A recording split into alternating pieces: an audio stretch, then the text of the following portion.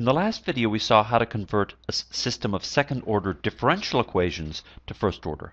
In this video, we're going to do the same thing with difference equations. So that's discrete time evolution.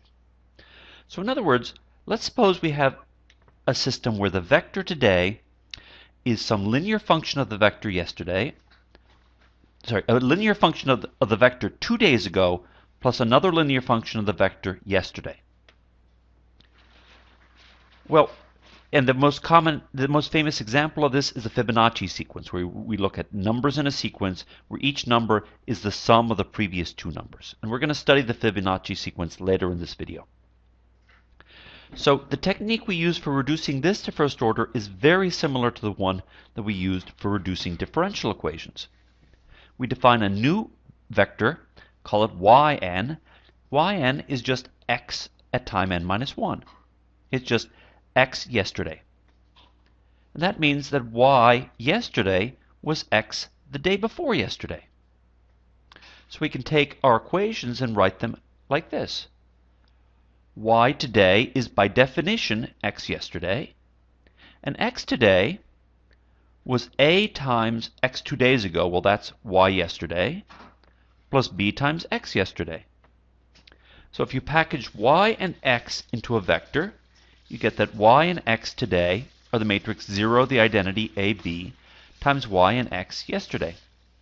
Now this is the same kind of reduction that we had for differential equations, and you may recognize the matrix M, 0, the identity AB. The only difference is that before we had x followed by y. For difference equations we have y followed by x. Okay, so how do we deal with that? Well, we diagonalize the matrix. We diagonalize the matrix, and once we diagonalize the big matrix, we have that our vector at time n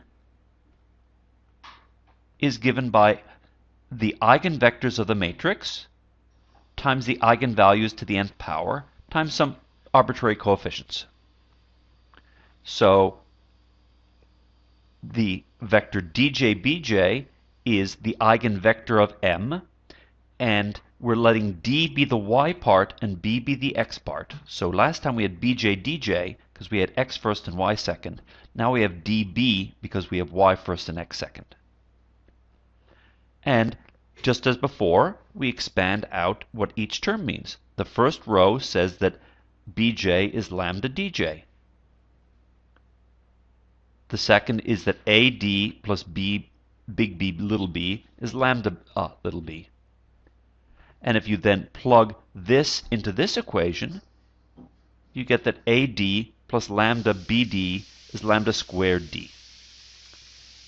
And put that all together, you multiply this whole thing through by lambda, and lambda D is just B.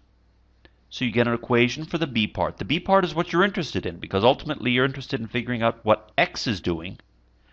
And it satisfies this equation. And in fact, that's the same equation that we used when we were studying differential equations. Okay? And then our general solution, if we only care about x, you see if we care about y and x, we get this big expansion. But if we ignore the y part, we get that x is a linear combination of powers of the eigenvalues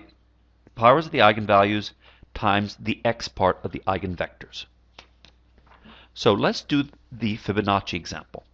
The Fibonacci numbers, the 0th Fibonacci number is 0, the first Fibonacci number is 1, and every successive Fibonacci number is the sum of the previous two. So this is, our matrices are 1 by 1 matrices, and A is 1, there's A, and B is 1, there's B. Actually, this is A and this is B.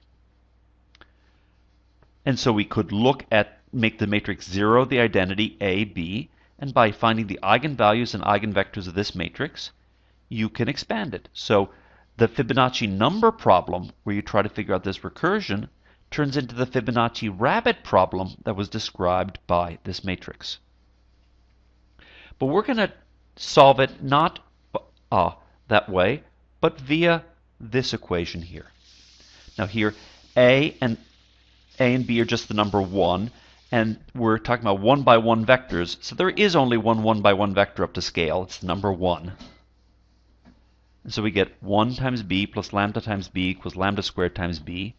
So lambda squared is lambda plus 1.